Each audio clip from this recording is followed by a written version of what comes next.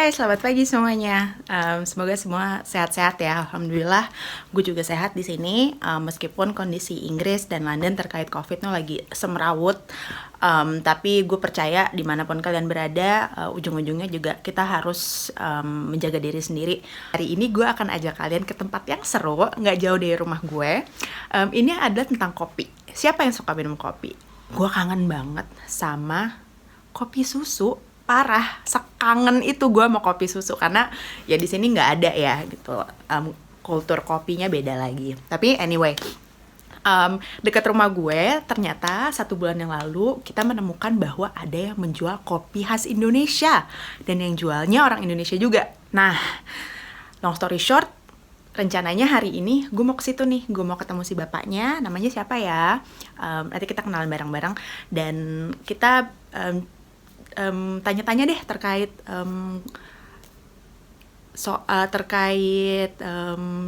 kopi, terkait hidupnya dia di Inggris sebagai orang Indonesia dan lain sebagainya. Oke, let's go.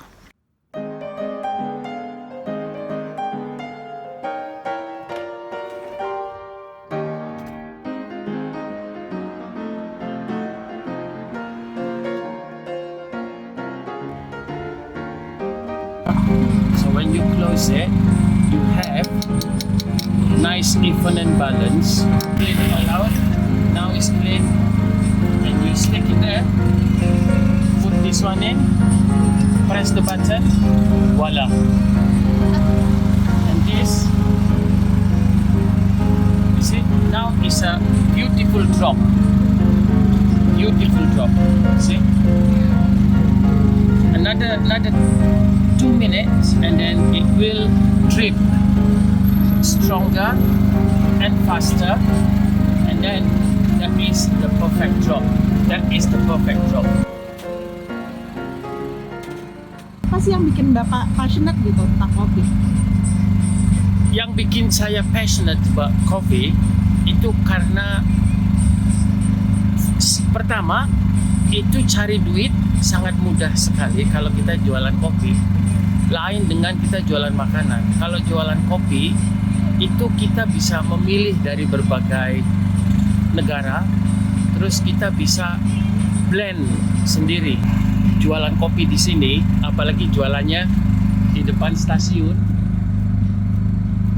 itu sangat menarik karena kita ketemu sama orang-orang yang terkenal.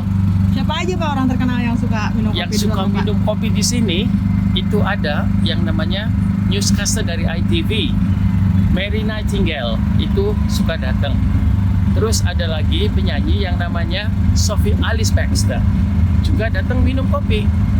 Murah, enak. Ada orang order, kita langsung ya kan digiling. Nah ini kopi itu digiling, ya bukan digunting. Dalam kehidupan sehari-hari itu kita harus diekspos.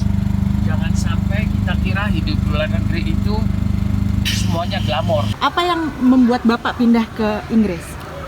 Dulu sekolah dan juga kan image, itu terus terang aja namanya waktu masih muda image kan. Iya. Tahun 80-an kan kalau kita hidup di luar negeri kan sepertinya kita itu sudah upper class saja. Iya. Itu kan image kita. Bapak dulu asalnya dari mana Pak? Saya dari Jawa, saya orang Cirebon. Waktu dulu Bapak datang sebagai student gitu ya, salah satu culture shock terbesar yang Bapak masih ingat apa Pak ketika nyampe sini? Culture shock yang ada biasanya bukan hanya terhadap saya, itu semua orang yang dari luar UK datang kemari, itu biasanya kita melihat apa itu yang dibilang freedom gitu. Freedom di mana kita bisa mengekspresikan kita punya ide, kita punya tingkah laku, dan itu pun ya ada funnya juga. Kalau misalnya waktu itu saya tahun 80-an itu punk rock kan sedang rame tuh. Oh, anak punk nih ceritanya dulu Bapak. Nah saya tuh pakai Doc Martens sepatunya gitu kan. Keren banget dong. Bajunya. Nah itu kan salah satu ekspresi kita kan, yang kita bilang freedom, dan kita itu merasa bangga di situ. Yang kedua itu kita jalan sama bule. Nah, itu kan nggak lepas itu kalau orang kita itu kan. Iya. Nggak lepas kalau kita jalan sama bule, gandengan sama bule, terus foto-foto berbangga. karena itu bule. Tapi one thing, lupa bahwa kita itu di negara bule. Jadi itu yang nggak aneh kalau misalnya Sebetulnya itu nggak aneh karena kita ada di negara bule.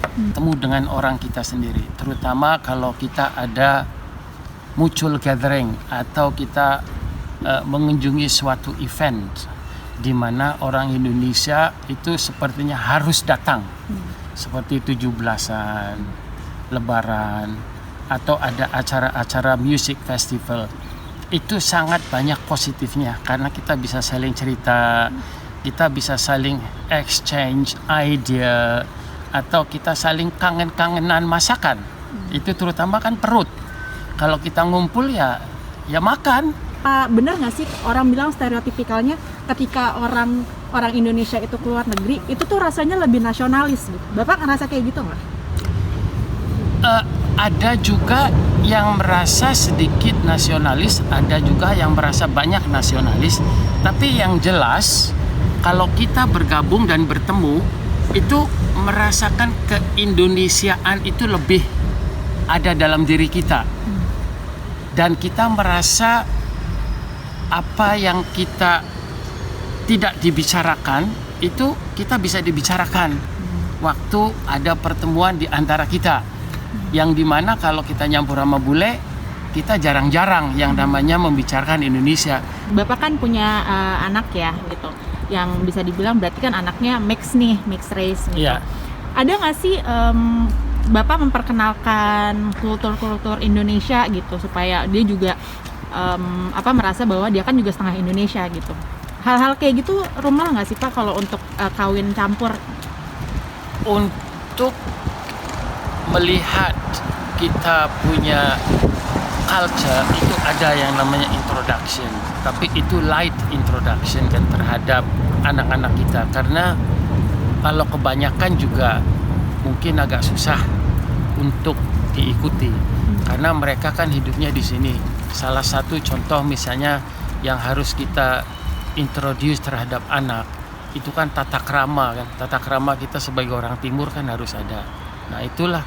Terus yang kedua, kita harus sering-sering bawa anak ngumpul kalau ada acara-acara keindonesiaan.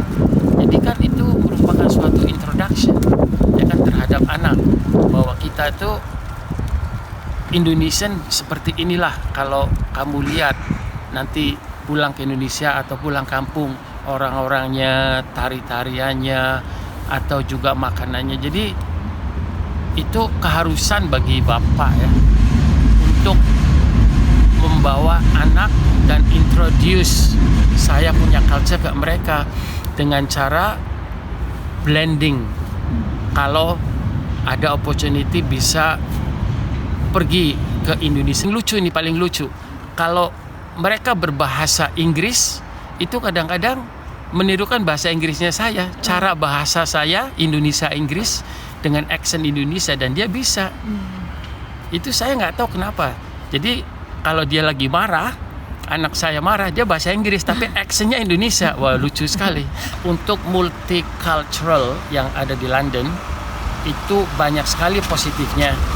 Karena dengan kita bertemu sesama foreigners, itu kita membuat bahwa negara ini itu negara yang sangat asik dan bisa menerima semuanya. Jadi saya sebagai foreigners itu tidak merasa saya ada di sisi minority. Loh, seru banget hari ini Pak Hari udah ngejelasin semua tentang cerita hidup beliau. Makasih banyak ya Pak.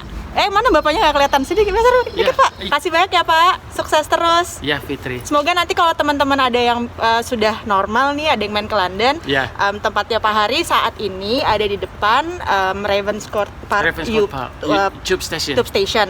Tapi nanti kalau misalnya ada update dikasih lagi. Boleh. Oke, terima kasih. Bye.